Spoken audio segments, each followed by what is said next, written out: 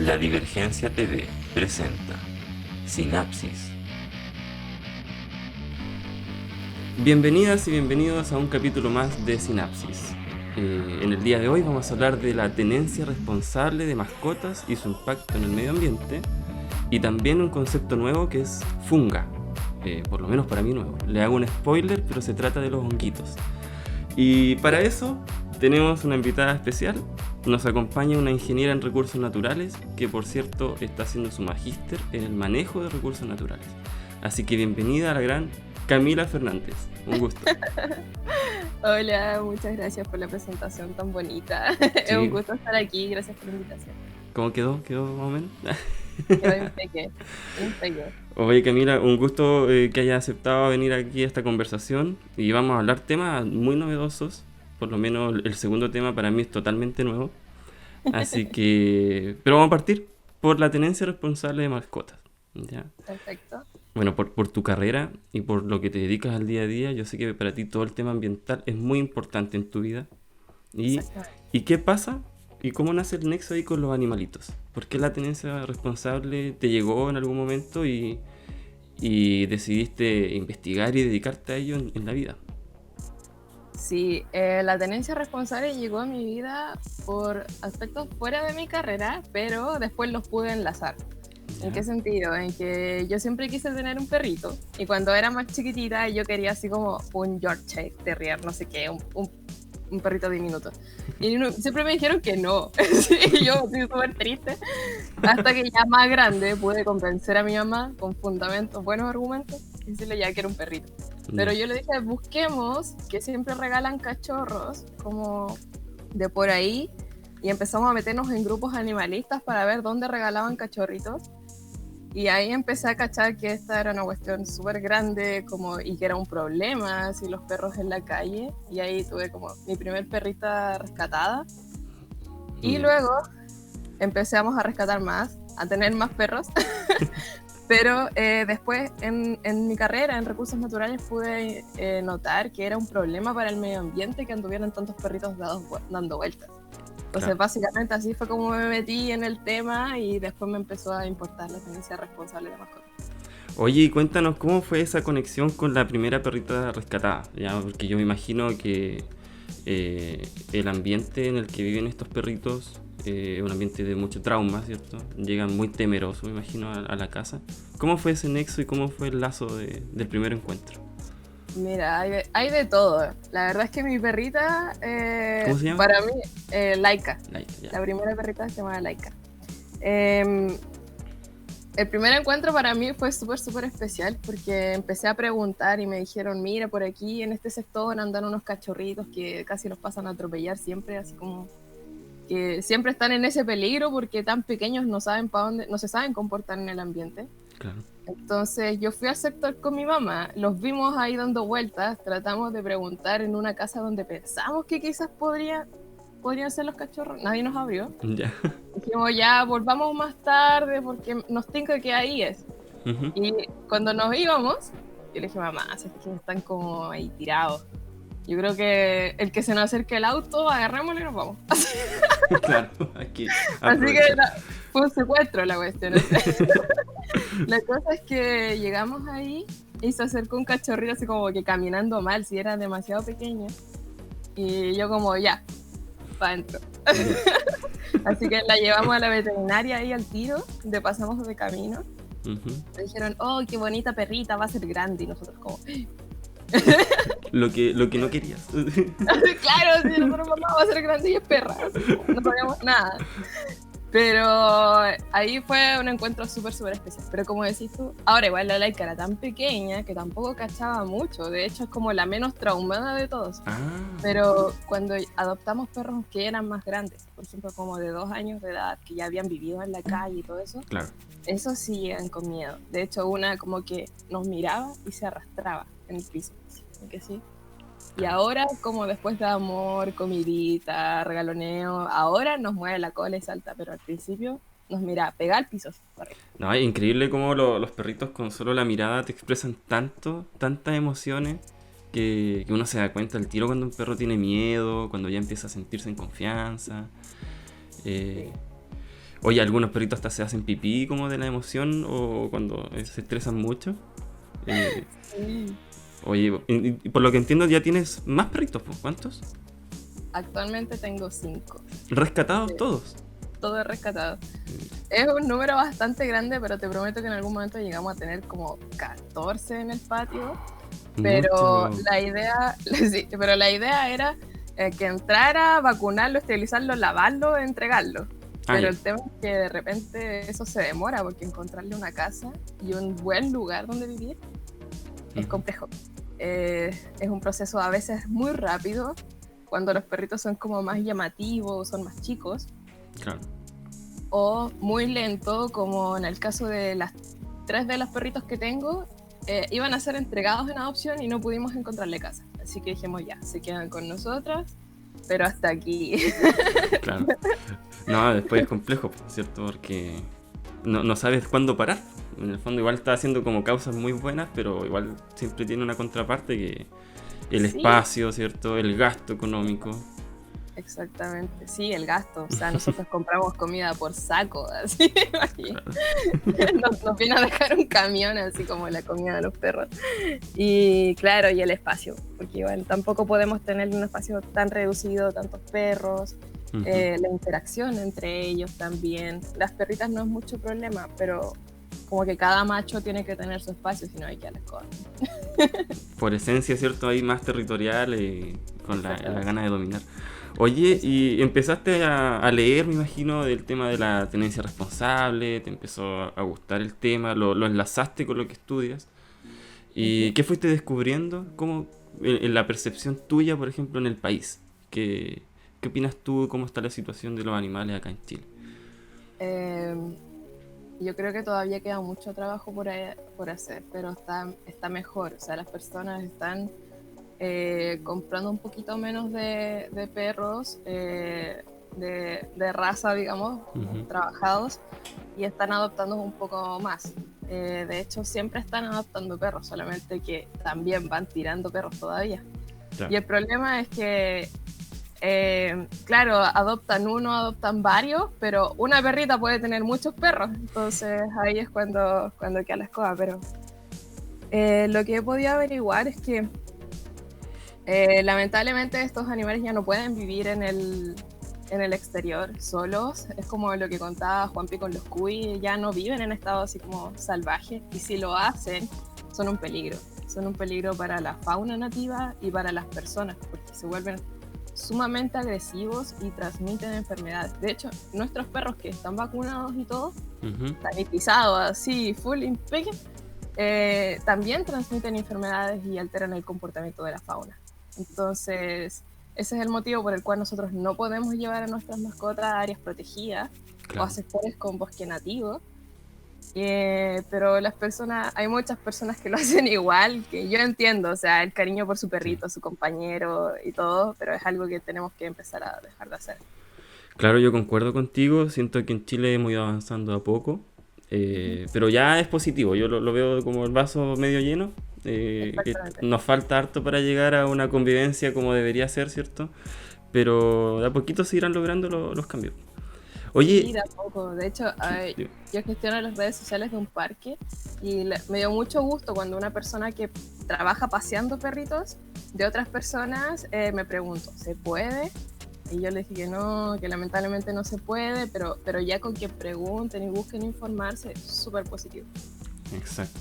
Oye, y ahí tocaste un tema importante porque hablaste de que las mascotas domésticas ya son un impacto para el medio ambiente. Sí, ¿Cómo es eso? Yo me imagino el tema, lo típico, la caquita y que no se recoge. ¿Pero hay algo más ahí que nos puedas comentar? sí. Bueno, el impacto más evidente es cuando cazan derechamente, o sea, cuando sueltan a los perros, sobre todo perros pensados, por ejemplo, porque todavía hacen como carreras de perros o de Ah, pronto. de los galgos, eso es típico. Sí, de repente salen corriendo y ahí los primeros que joden son los pudú, que son los ciervos chiquititos que tienen el porte de un perrito. Ya. Pues seguramente no tienen la agilidad y ellos ahí son afectados al tiro. Lo otro, claro, son la orina y las fecas. Eso también impacta. Ujú. Pero ya el hecho de que el perro se encuentre en el área, ya la fauna la percibe, porque en el fondo son muchos los felinos, eh, todos los mamíferos ya son bastante receptivos, incluso las aves, o sea, mucho más que nosotros. Entonces se dan cuenta que hay algo allí. De hecho, nuestra presencia ya la altera, pero bueno, nosotros tenemos que tratar de aprender a comportarnos, digamos, y a disminuir ese impacto. Pero donde sí tenemos una decisión como más firme, por así decirlo, Ujú. y si llevamos no nuestras mascotas. Claro. Y nuestras mascotas las podemos llevar a otros espacios ya habilitados, a las plazas, los estadios, no sé. El mismo Germán Becker aquí. Claro. Oye, ahí sí, porque normalmente cuando uno piensa ya el perro doméstico y lo piensa en la ciudad, ¿cierto? Una ciudad grande, en donde uno lo saca a pasear, no sé, una plaza. En Santiago, en algunas comunas, hay lugares realmente habilitados para sacar a pasear a tu mascota. Pero uno se olvida de las comunas más pequeñas, en donde la ciudad está colindando con el campo. Y en el campo viven estas especies nativas, vive la flora nativa también. Y ahí es donde está el problema, ¿no? Sí, Ese- o sea, hay de todo, porque todavía hay personas que de la ciudad llevan a su perro a lugares, a otros espacios, o Ah, sea, a áreas protegidas.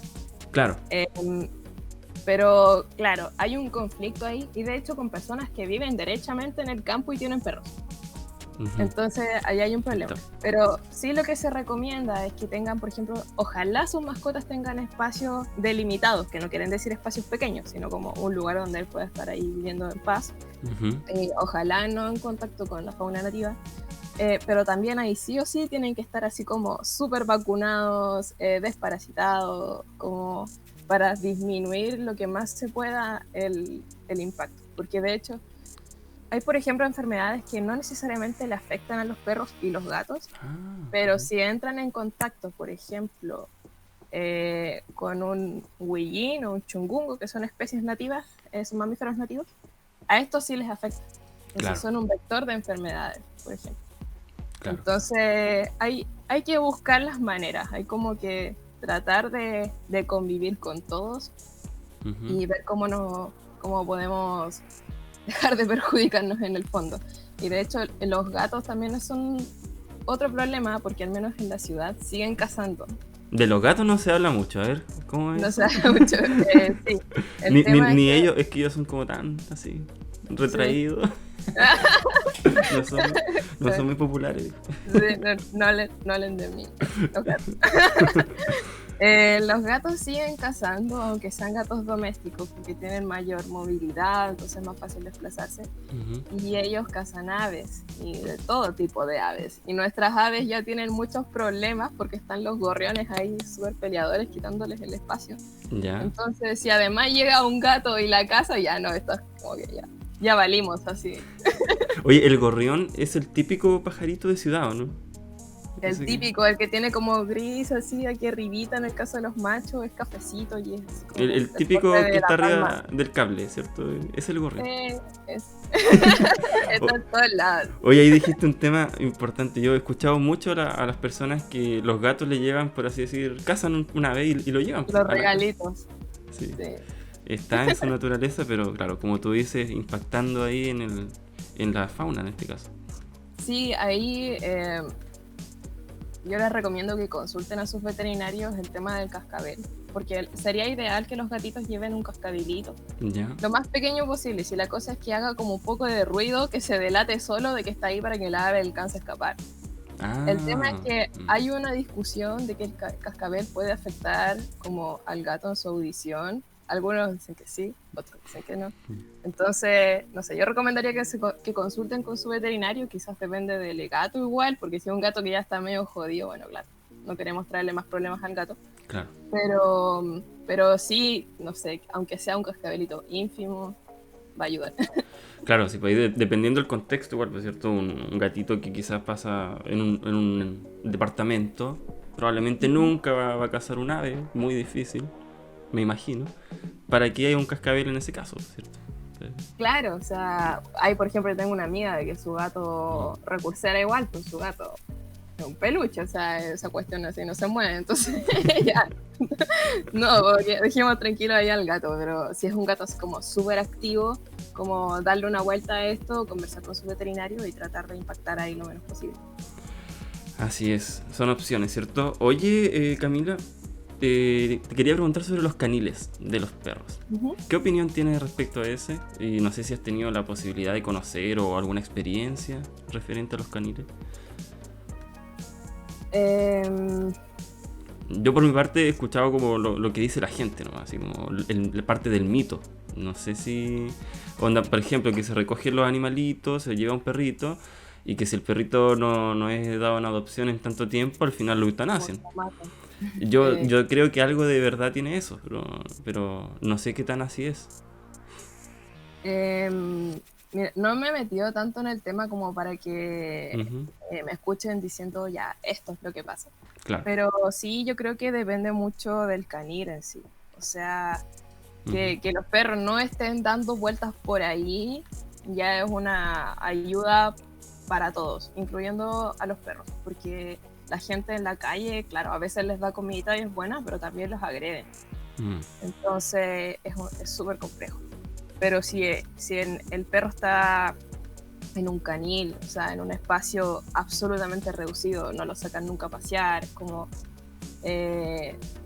lo limpian así como limpian su espacio manguereándolo con el perro allá adentro, por ejemplo, o sea, se va a traumar, ya va a ser súper mal. Claro.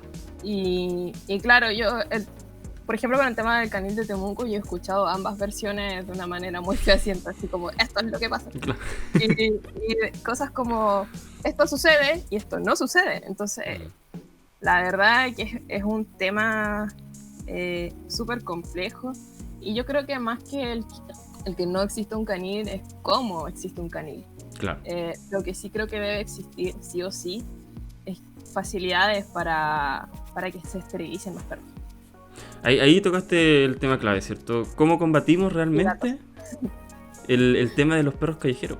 ¿Cierto? La esterilización yo creo que es la bandera aquí principal para lograr un cambio. No sé qué opinas de eso. Es lo clave, sí, es lo clave. O sea, bueno, ya si tenemos mascotas con nosotros, esterilizarlos. Por este tema, bueno, a mí este es el tema como que me importa muchísimo, pero también esterilizándolo evitamos que sufra posibles enfermedades relacionadas a sus órganos reproductivos.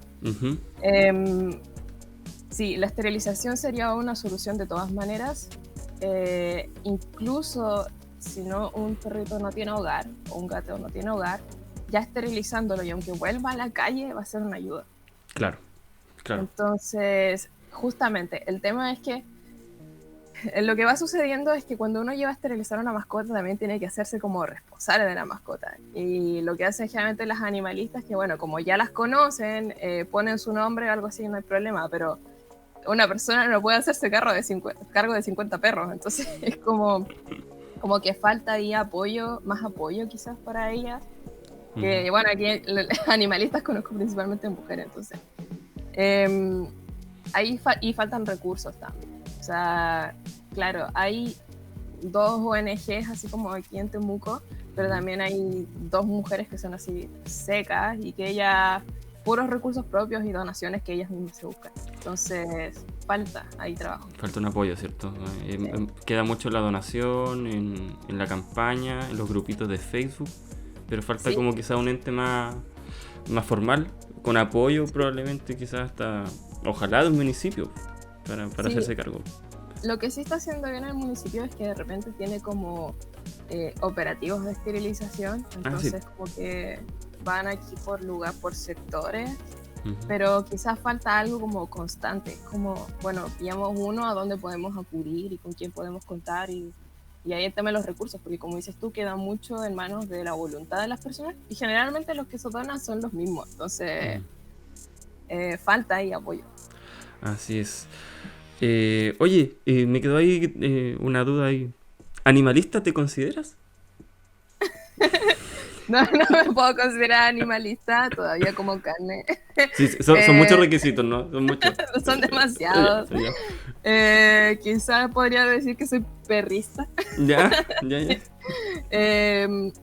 Y de hecho las personas que rescatan como que hablan de que son rescatistas. Entonces es muy amplio para ser animalista y sí, hay que hacer harto trabajo personal para ser animalista. Claro, porque en el fondo un animalista está en contra de cualquier uso o alimentación relacionada con el animal, pues, desde como digo, comer carne, ¿cierto? Hasta la vestimenta.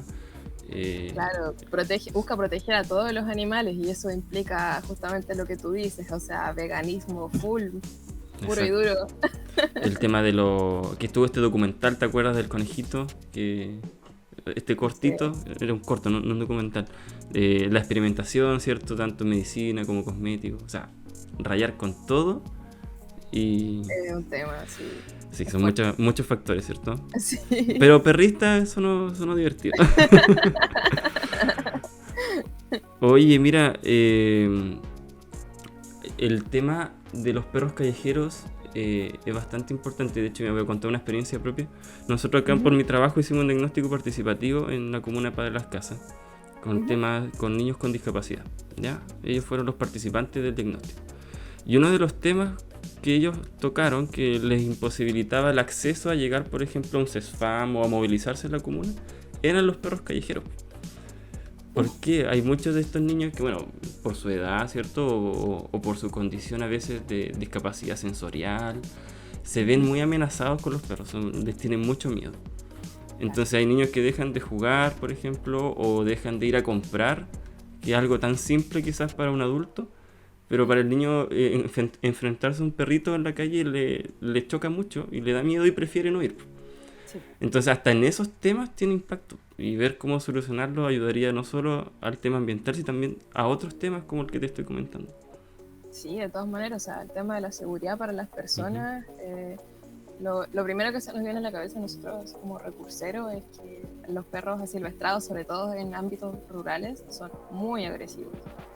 Muy agresivos. Pero en el caso que cuentas tú es mucho más impresionante porque sale de lo obvio, de lo evidente y claro, o sea, de hecho un perrito en la ciudad pasa mucho que son más amigables en general. Entonces tú te puedes acercar o el perrito se te acerca a ti, pero si es un perro con un tamaño considerable, aunque se acerque moviendo la colita y haciendo todo el show que quiere, para un niño en esas condiciones, claro, es un miedo, un peligro. Y también los perros como que sienten un poco eso, sienten como un poco tu estrés, entonces puede que se ponga más como en alerta, y claro. Sí, oye, yo ahí les preguntaste porque, mira, yo en general me llevo muy bien con los perros, pero siento que igual va con el tema de con qué mirada voy yo, ¿sí? Con qué actitud.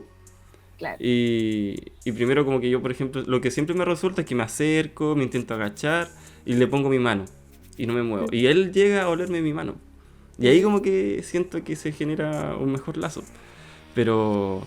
sí, hay otro tema, por el tema de la cultura, mucha gente ve un perro, lo primero que hace es echarlo, entonces no esperes que el perro te reciba como amigo si le estás gritando o le estás tirando piedra. Sí, exactamente. Y es lo que aprenden los niños al final. Sí, pues, de hecho, y así justamente es como los perros se van poniendo más agresivos, entonces después ya les da miedo a las personas derechamente y si alguien se acerca o pasa muy cerca, reaccionan. Entonces, peligroso. Oye Camila, mira, para ir cerrando el tema de la tenencia responsable, ¿nos puedes contar sobre estas personas que tú dijiste que hacían campañas de adopción? Si sabes en qué lugar se ubican o cada cuánto. Cualquier información aquí que podamos comentar puede transformarse en un perrito adoptado más adelante. Sí. Mira, aquí para el tema de las adopciones, lo que es clave son las redes sociales. O sea, todo se mueve a través, principalmente de Facebook, en el caso de los perritos. Sé que hay muchas personas en torno a esto, pero yo voy a nombrar 4 opciones. Que, bueno, está la ONG protectora de canes y felinos de la UFRA. Está la ONG Canes y Felinos, que los pueden encontrar con esos nombres. Ay, no sé si escuchaste unas patitas, pero vendo una perrita. Sí, quedó justo. ¿Están hablando de mí? Este es mi momento. Sí. Oye, quiero hacer un alcance porque estamos hablando acá en Temuco, región de la Araucanía, por si acaso. Si es que lo escucha alguien de otra ciudad. Exactamente. La ONG Canes y Felinos, esto lo pueden encontrar por Facebook. Y hay dos mujeres rescatistas que siempre tratamos de ayudar porque son estas personas que yo te digo que ayudan como persona natural. O sea, no hay ningún aporte formal, digamos. Tampoco hay como... Siento que de pronto cuando están organizados en ONG podrían quizás hacer postulaciones o de pronto los apoyan más por tener como una personalidad jurídica así como constituida, ¿no? Claro. En cambio que estas personas son así como que yo salgo y voy a ayudar a los perros, así, nada más. Ujú. Que son Roxana Mellado y Sandra Ancatén. A ellas las encuentran en Facebook y van a notar inmediatamente que son ellas porque hay puros perritos así como en su inicio. Y ellas siempre están rescatando y van a lugares donde saben, por ejemplo, que votan perritos. De hecho, ellas como que avisan que votan y van, así acuden. Y hacen campañas de adopción en calle Bulnes. Son las que se paran afuera de como del McDonald's, Dijon, así como Ujú. con la cajita, con los cachorros y ellas son súper preocupadas. O sea, no es como llegar y entregar al perro y ya, chao, que te vaya bien. Generalmente hacen como un seguimiento al inicio, ven el lugar, por ejemplo, tienen las condiciones para tener el perro, no va a salir de la casa, va a estar bien, va a estar abrigadito, tienes para darle comida, que claro, suena un poquito quizás invasivo, pero también ocurre mucho que las personas a veces adoptan, Ujú. no se las pueden con el perro y los tiran de nuevo. Exacto. Y en cualquier parte, entonces no es como que uno sepa, no necesariamente avisan como para devolver el perrito, sino que los tiran, ¿no? Entonces para poder prevenir eso, lamentablemente hay que hacer varias preguntas y ver ahí cómo anda al inicio, pero usualmente se generan lazos súper bonitos, donde después mandan fotos de los perritos, así como, mira, están felices, como, está súper bien, y gran parte de las adopciones se realizan así. Mira, súper. Oye, ahí entonces después dejamos en la descripción del video las redes sociales de estas personas también, para que si alguien está interesado pueda llegar rápidamente a ellos. Oye, mira, yo me voy como con la idea de el cambio, ¿cierto? Tiene que ser más como dejar de ver la mascota como un objeto y tomarlo y considerarlo como lo que es, porque es un ser vivo, al igual que nosotros, y tenemos que encontrar una buena forma de convivencia. Y ahí los dos nos vamos a ver beneficiados. Exactamente, sí, tanto personas como las mascotas, como hay el ambiente, todo en verdad, o sea, todos convivimos con otras cosas, otros seres vivos, por tanto este es un cambio de pensamiento, paradigma que se va dando de a poco y está siendo muy lindo. Para allá vamos, para allá vamos. Ya, Camila. Oye, aquí mira, pues, llegamos a la sección de las preguntas incómodas. No. No, dos preguntitas para hacer un descanso antes de pasar al siguiente tema. ¿Ya? Ujú. Justamente como estábamos hablando de animalitos y medio ambiente, la pregunta número 1 es: si tuvieras que convertirte en un animal, ¿cuál sería y por qué? Mira, aquí parece una pregunta simple, pero acá uno saca todas las conclusiones después. ¿Mm? Oh, está difícil, está muy difícil. Yo tengo como 80 millones de animales así en mente predilectos, pero también pienso, si fuera un chungungo nadando en el mar, chocaría con los barcos, así como, Claro. No solo lo bonito, sino, claro. claro, así como si fuera una huilla me tratarían de ladrona. Yo creo que sería un monito del monte. Bonito el Que, monte. sí, ¿lo ubicas? Es uno que es chiquitito, ¿no? Pero no sé más. Es chiquitito, es más chico que tu mano. Así, o sea, de monito, no sé. No sé qué tiene de monito. Pero este siempre está como acurrucado durmiendo entre medio de las quilas, los coligües. Ya. Entonces, como que hay mucho ahí donde esconderse. Así que necesito mucho espacio, así que podría estar ahí playa durmiendo con hartas posibilidades de que nadie me moleste. Así que sí, estaría un bonito. Oye, el monito del monte está en la Araucanía, ¿o no? ¿O en otro qué sector del Sí, país? hay en la Araucanía, es nativo de Chile y donde haya mucho coligüe, así como entramado, así puede Ujú. haber. Mira.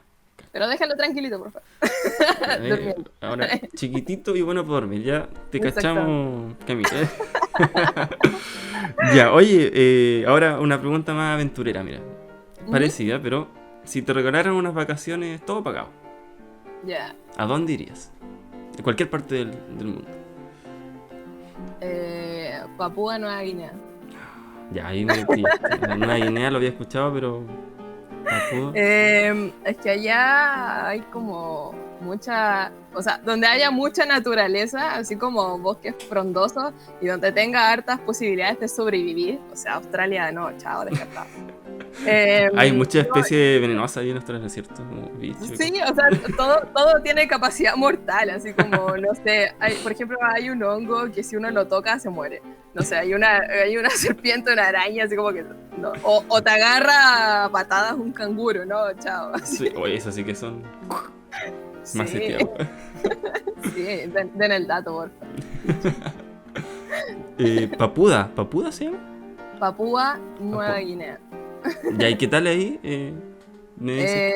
Es esto, es como mucho endemismo, o sea, muchas especies animales, vegetales de ahí propias de ese lugar, Ujú. como mucha naturaleza intacta, prístina, que bueno, es básicamente lo que tenemos como aquí en Chile, ¿eh? En Ya. Chile tenemos mucha naturaleza propia aquí, solamente de estos sectores, muy bien conservada, pero bueno, la idea es conocer otros lugares. El clima debe ser distinto igual, pues, ¿no?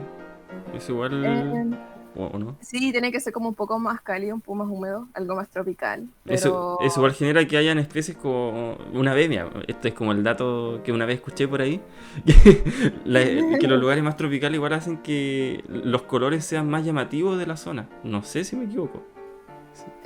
sucede, sí sucede, pero lo que genera como altos niveles de quizás como endemismo o variedad de especies son muchos factores, pero uno muy determinante es que sean zonas como un poco más aisladas. O sea, al menos en Chile no sucede eso porque tenemos como la cordillera por un costado, el mar por el otro, y en el norte tenemos el desierto, que es como así una Una franja. caja.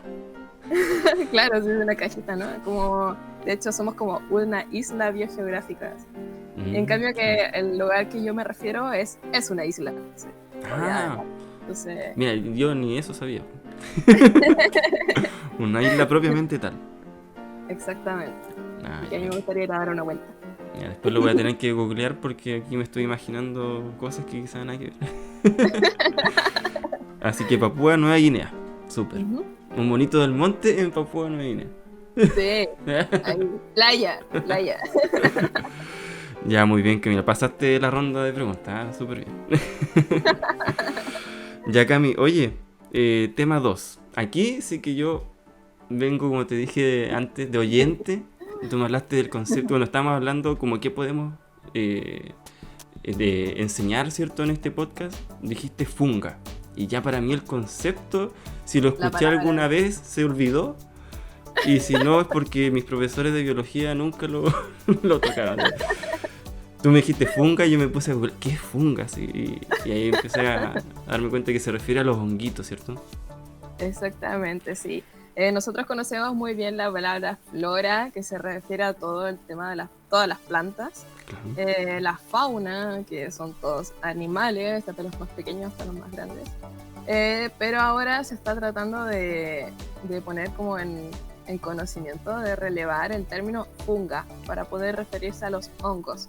Claro. Porque por muchos años se pensaba que los hongos estaban emparentadas con las plantas. Entonces se pensaban que eran plantas, pero después se descubrió que no eran así y que eran un reino totalmente aparte. Claro. Pero aún estaban dentro del estudio botánico. Entonces de pronto hablaban así como de la flora de los hongos. Y ahí los micólogos, que son las personas que estudian esto, empezaron a decir, oye, no son plantas. Así como... Stop. Sí, para, alto ahí, no son plantas. Sabemos ya que son algo aparte. Entonces se está buscando la manera de poner en conocimiento que existe la flora, la fauna y la funga. Y que cada uno tiene como su estudio aparte. De hecho, todavía los hongos se ponen en colecciones botánicas, claro, en un herbario. Pero en realidad debiera utilizarse la palabra fungario. Entonces hay toda ahí una revolución fungástica en torno a los hongos. Ah, ya, ahí me aclaras más, ¿cierto? O nos aclaras a todos a qué se refiere realmente el concepto. Sí, como tú dices, flora y fauna y el resto de Sí. piedras, así. Nadie se acuerda de los hongos. Muy poco. Sí, exactamente, hasta que uno de repente ve así como una seta en otoño con suerte y uno dice, oye, ¿qué es esto? Está como medio viscoso. ¿Qué así planta como- es esta? Sí, ¿qué planta es? De hecho sucede, que hay de repente hongos que aparecen y la gente no sabe qué es. De hecho hay hongos que son duros, así como Una corteza. madera, sí, como corteza. Y yo dice, ya, pero ¿qué es esto? ¿Qué le pasó al árbol? Y en realidad es un hongo, entonces falta mucho ahí por conocer. De hecho, los hongos están más cerquita de los animales que de las plantas. Ah, más cerca de los animales. Así como a nivel celular, dices tú, sí. Claro, o sea, en todas estas clasificaciones que hacen los científicos, donde como que van ordenando los reinos y las especies, Ujú. están un poquito más cerca de los animales. Claro, mira, eso sí que es nuevo. Es rarísimo, ¿no? Sí. Oye, y mira, si le tuvieras que explicar a una persona, así con palabras muy simples, ¿qué es un hongo y por qué es importante el estudio de estos? Ya, quiero decir que es el organismo más maravilloso de la Tierra. A ver. No. Los hongos son organismos que no se alimentan por sí solos, o sea, no Ujú. hacen fotosíntesis como las plantas. Y Claro. tienen un rol clave, o sea, tienen varios roles claves, que es para descomponer la materia orgánica. Entonces ellos hacen que a partir del organismo o de este material que ya existe, lo vuelven al ambiente en forma de nutrientes, Ya. gracias a su forma de alimentarse. Pero también generan conexiones con plantas y el ambiente. Entonces hacen que todo en la naturaleza esté como mucho más conectado de lo que nosotros pensamos. Mira, ahí, cuando tú me hablaste de que íbamos a hablar de funga, ahí empezaron a activarse mis neuronas y yo me acordé, yo vi una serie que se llama Cosmos, no sé si la ubicas, que como que habla La de... ubico, no la he visto entera, pero la ubico. Y la última temporada hablaron de un tema que se llama micelio, y no sé si va por ahí Ajá. o no. Exactamente. Lo explicaban muy gráficamente, que es como una red, imagínate una red neuronal, pero bajo tierra, ¿cierto? En donde hay conexiones electroquímicas, me imagino, y todo un sistema de comunicación en el fondo que no está para nada estudiado o muy poco. Exactamente. No estoy muy equivocado, ¿cierto? Por ahí va. No, Ah. está ahí súper bien, Ya. súper bien. Solo que el micelio no es esta red en sí. El Ah. micelio en verdad es el hongo en sí. O sea, cuando nosotros vemos una seta, por ejemplo, si te acuerdas de la manita, el hongo rojo de los pitufos, Ya, el como típico, casita. ¿cierto? Ya. El típico, el hongo más conocido de todos. Eso es como el fruto del hongo.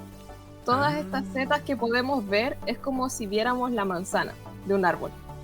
Ya. El hongo real de la manita está bajo tierra y es una red. Eso es lo que se llama micelio. Ah, Ya, oye, pero es que ahí entonces- cambió todo. No sé, esta cuestión es como...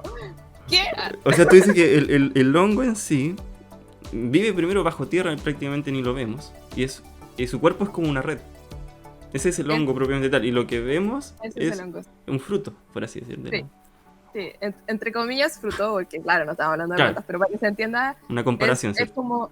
Esa es la comparación. Es como el fruto. Es solamente la estructura que ocupa para reproducirse. Nada más. Wow. Pero el hongo en sí se llama micelio y está, en este caso, bajo tierra. Por ejemplo, si tenemos un hongo que su función es degradar materia, por ejemplo, madera, Ujú. su micelio va a estar ahí como entre medio de la madera, ¿no? Entonces, pero en el fondo, lo que el hongo en sí es micelio. Ese es el hongo real, la estructura completa. Y claro, es una red y muchos micelios se van uniendo. Entonces, conforma esta gran red neuronal, que es lo que decían ahí en Cosmos, es como parecido a las redes neuronales, Claro. porque en el fondo se comunican entre ellos, pero también se comunican con plantas. Ah. Entonces, Claro. que para quienes han visto Avatar, así como que cómo se comunican los árboles, es como por las raíces y Sí. esto, bueno, eso existe, Es real. es real. Aquí, bajo nosotros. Exactamente. Wow, oye, me cambió totalmente ahí la concepción del hongo, porque claro, o sea, uno dice un hongo y se imagina la callampita ahí, ¿cierto? Champiñón. Un champiñón, Sí, pero no es su cuerpo, ¿cierto? El cuerpo real es este micelio que hablas tú. exactamente. Oye, Camila, y por lo que sé, lo que me contaste, tú estás en investigaciones actualmente, referente al tema de, ¿cierto? De los hongos. ¿Y nos puedes contar un poco de eso? ¿Qué haces ahí o qué cosas se han ido descubriendo o intentan descubrir? Ya, sí. Bueno, como mencionaste al principio, estoy haciendo un magíster y me permitieron hacer mi trabajo de grado Ya, en torno a la funga de un parque que queda aquí cerca de Temuco. ya. Lo que quiere decir es que estoy tratando de buscar los hongos, qué hongos existen dentro de ese parque. Porque, claro, en flora y en fauna tenemos más o menos estudiado, falta mucho estudio, sí, pero está mucho más avanzado. O sea, sabemos más o menos qué especies encontramos y dónde, Ujú. pero en los hongos eso se está haciendo todavía. Están O sea, pionera prácticamente. sí, eso está en pañales. Y de hecho tenemos que ocupar literatura de hace como, no sé, cientos años atrás, como del explorador europeo que se dio una vuelta por aquí y que hizo descripciones a ese nivel. Entonces, Los papiros así de... te juro, así como el diario de vida, es como, hoy viene una planta media rara. Así. Esas cosas tenemos que leer. Y lo que estoy haciendo es como tratando de hacer un listado de especies. Claro, Entonces, bueno, y me he encontrado con especies que sé que son, sé quiénes son, pero hay otras que digo, bueno, puede que sea esta especie, se parece mucho. Y hay otras que no tengo ninguna aproximación, que no las había visto ni en Instagram. Porque sucede mucho que en torno a la naturaleza hay mucha fotografía. claro. Ujú. Entonces, de pronto hay gente que se empieza a meter mucho en este mundo y fotografía algo bonito y trata de averiguar qué es y dejan ahí el nombre científico. Entonces, para nosotros es un aporte súper grande. Pero hay otros que de bonito nomás y también es un aporte porque por lo menos sabemos que esa estructura existe. Entonces, hay otras que no he visto en ningún lado. Entonces, no hemos encontrado de todo. Así que básicamente es eso, tratar de hacer un listado de especies o una aproximación, porque tampoco voy a poder abarcar las 400 hectáreas que tiene este parque. Y también porque la aparición de las setas, Ya. como lo que podemos ver, es muy efímera. Entonces, Ah, hay algunas que pueden durar, no sé, 4 días, hay otras que pueden durar una semana, hay otras que pueden durar de un año a otro, pero, pero depende de cuándo vayas. Entonces, puede que yo vaya el lunes, aparezca el martes. Entonces, hay que seguir buscando. claro, es un proceso constante. Y también me imagino que estas setas aparecerán en diferentes épocas del año, igual, pues no siempre, ¿no? ¿Se da eso igual? Sí, se da eso. De hecho, se concentraron ahora en otoño, donde fue mi campaña de terreno, digamos, Ya. desde marzo hasta, bueno, ayer incluso andábamos buscando. Y después vuelven como en primavera, porque cuando hay muchos fríos, como temperaturas muy heladas, no es como la condición ideal para que se formen setas. A no ser que hay algunas que, no sé, por ejemplo, hay hongos en el desierto, hay hongos en nieve, pero son Wow. casos como puntuales, es Claro. como extremófilos, es como muy pocos. Ujú. Oye, y tú mencionaste el Parque Rucamanque. ¿Dónde queda ese yo? Como para que la gente conozca. ¿Y se puede visitar o no? Sí, el Parque Rucamanque está a 13 kilómetros de Temuco aproximadamente, está al ladito, está ubicado, así como para que tengan una idea, como atrás del Cerro Ñelol. Ah, hacia Sí. esa zona, ya. Sí, hacia esa zona. Se puede ir en auto o en bicicleta, porque no hay transporte público hacia esa parte.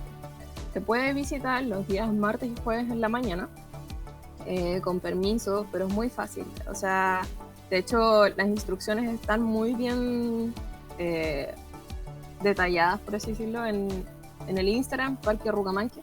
Ya, Y les súper. va a aparecer el icono así como de un pajarito. es Ujú. Michucao. Em, y ahí pueden comunicarse y hacer preguntas en específico sobre cómo llegar, porque tampoco es tan fácil, porque como no es un lugar donde pase transporte público, es una ruta muy desconocida y entre medio hay como predios privados, entonces ahí están todas las indicaciones. Así que si quieren conocer el parque, métanse en las redes sociales del parque porque ahí está toda la información. Súper, súper. Mira, y tan cerca, 13 kilómetros, y a veces uno se va. Bueno, yo he recorrido más parques nacionales de la Araucanía, pero acá tan cerca ni siquiera he ido, así que va a quedar pendiente. Exactamente. Es como Oye. un Cerro Ñelol, pero más grande.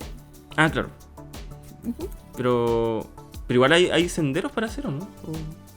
Hay Ya. senderos, sí, exactamente. Súper. Va a estar pendiente entonces. Oye, Ujú. Cami, volviendo al tema de los honguitos. Pregunta típica, así. ¿Cómo sabemos que un hongo es venenoso o se puede comer? ¿Hay como una receta para saber eso o igual depende mucho de la especie? Depende mucho. Lamentablemente no hay una receta porque, claro, está cada vez más de moda los hongos comestibles. O sea, de hecho uno publica una especie y es como, ¿qué es? ¿Se come?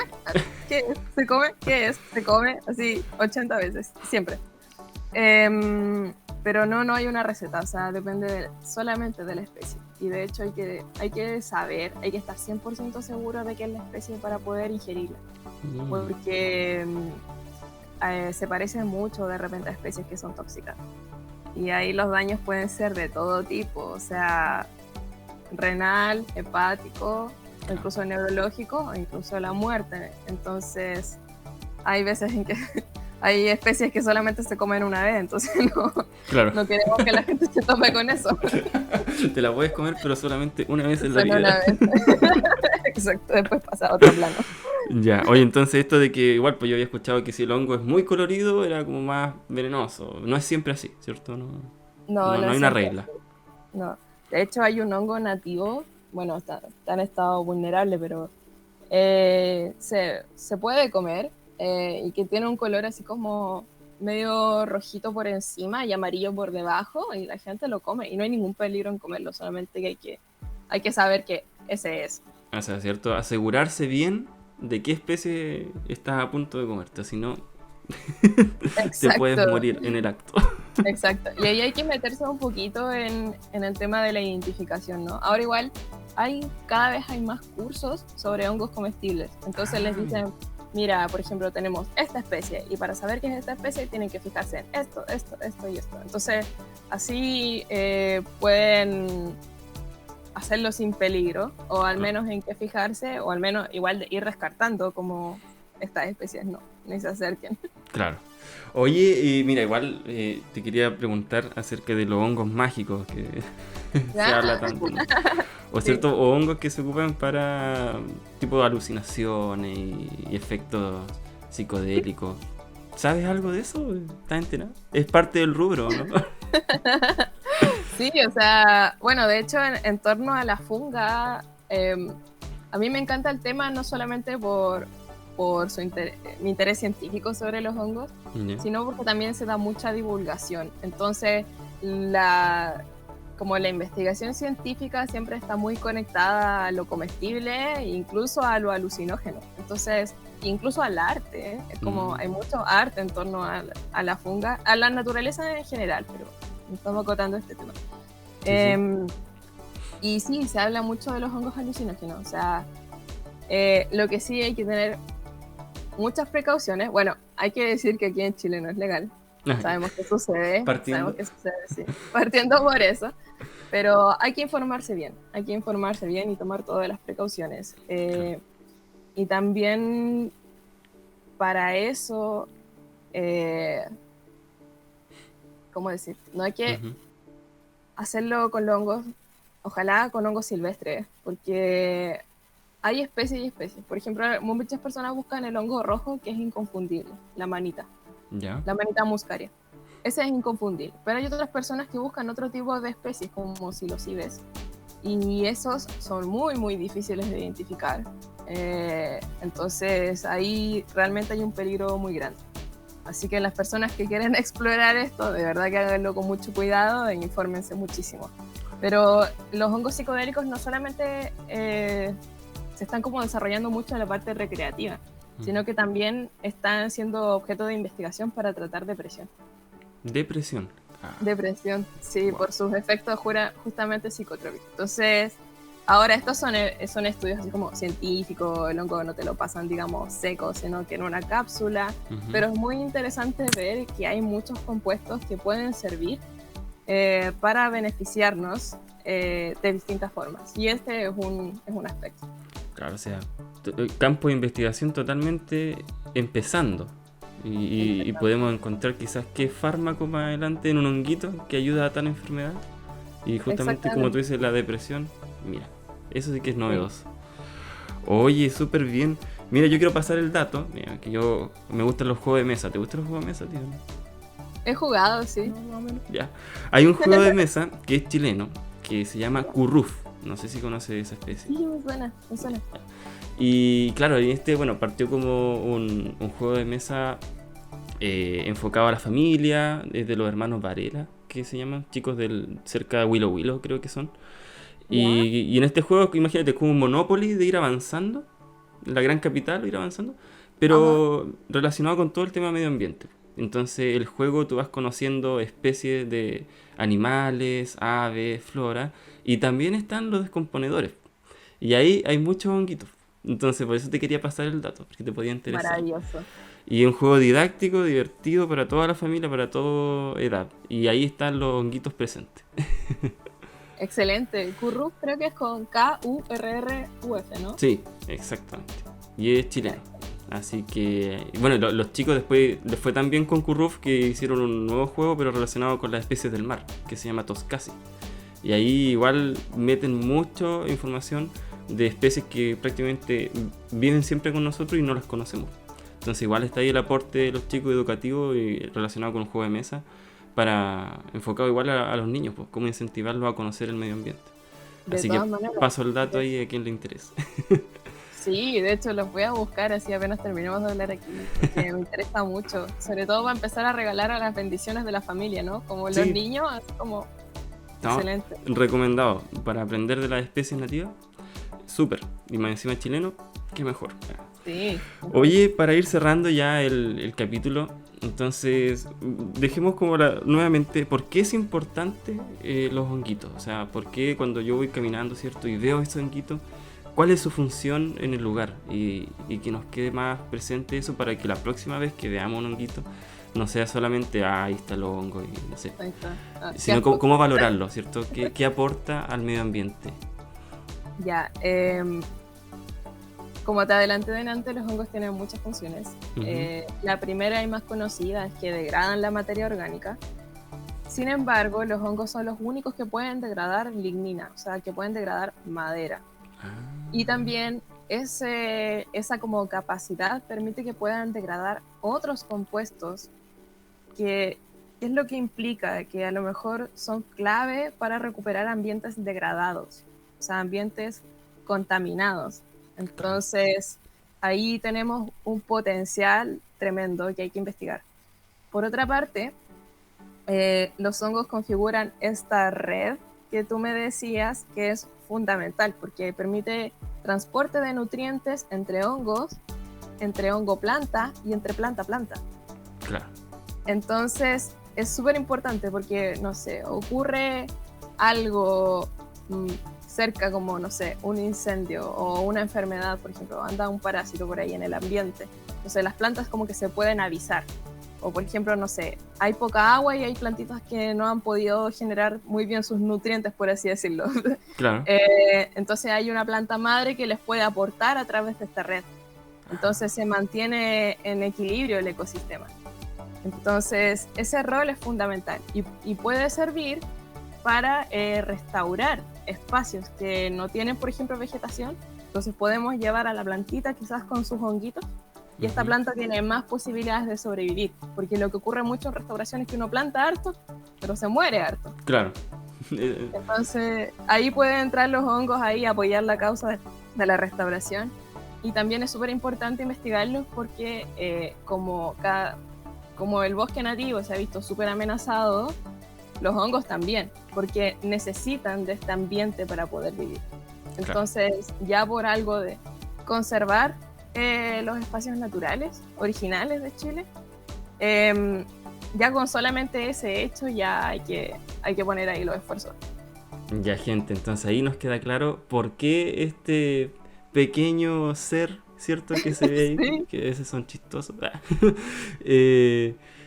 qué es tan importante, cierto? Y ya cambiamos el concepto de que ya no es una planta, sino que pertenece a un reino totalmente independiente. Y nos queda claro ahí la importancia de por qué hay que cuidarlos.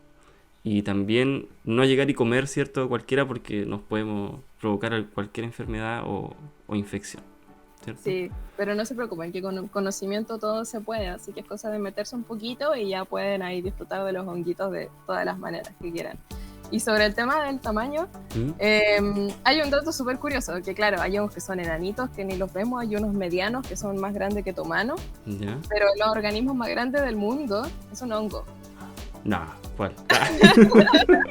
Está en Estados Unidos, es un tipo de armillaria y tiene como 8 kilómetros de extensión, así es enorme. Lo que pasa es que está debajo de la tierra, entonces para poder estudiarlo tienen que hacer como extracciones pequeñitas de suelo y decir, aquí todavía está, entonces es el mismo organismo. Entonces, Me imagino así como un super micelio, así, no sé. Algo. ¿sí? Es una red enorme debajo Unos de tallarines. tierra. Así. Sí, así se debería ver. Pero sí, el Wow. organismo más grande del mundo no es la ballena azul, es un hongo que vive en Estados Unidos, creo que en Oregón. Ahí está, mira. Dato clave para ir a buscar ahora terminando la conversación. Ya, Camila, oye, un gusto haberte tenido en el capítulo. Tocamos temas súper importantes y me gustó porque sobre todo el segundo, yo creo que mucha gente va a ser nuevo para él. ¿Ya? Entonces, Sí. yo, por mi parte, ahora cuando vuelva a hacer un trekking, aparte de fijarme en el animalito, el pajarito, o en los tipos de árboles, voy a empezar a prestar más atención a los hongos. Porque de verdad, por mi parte, súper desapercibido. Y me pasó eso una vez. Creo que alguna vez vi uno como una corteza de un árbol y dije, ya, un árbol, no sé, una costra. Y era un hongo, pues, ahora me doy cuenta. Seguramente, muy probablemente era un hongo. Ahora me doy Entonces, cuenta. sí, si sales en otoño, bueno, de repente mirar el suelo y hay unos maravillosos como morados, azules, así como unos colores que uno dice, esta cosa, no pensaba verlo en la vida real. Ya, Cami, oye, dejo las palabras de despedida para ti, lo que quieras decir nomás a la audiencia y gracias por participar de la conversación. Y bueno, invitarlos a que se metan un poco en la divulgación de lo que tenemos aquí en Chile o de lo que existe en la naturaleza, ya que hay mucha gente preocupada de transmitirlo de una manera como amigable y entretenida, ¿no? No es como ir a ver una presentación académica. Así que hay muchas cosas maravillosas que no tenemos idea, no solamente en ambientes terrestres, sino que también marinos. Hay todo un mundo por descubrir. Así que invitarlos a que sigan escuchando sobre estos temas. Ya, gente, a explorar entonces. Exactamente. Nos vemos, Camila, que estés muy bien. Nos vemos y muchas gracias por la invitación. Chao. Adiós. Apoya este contenido suscribiéndote a La Divergencia TV.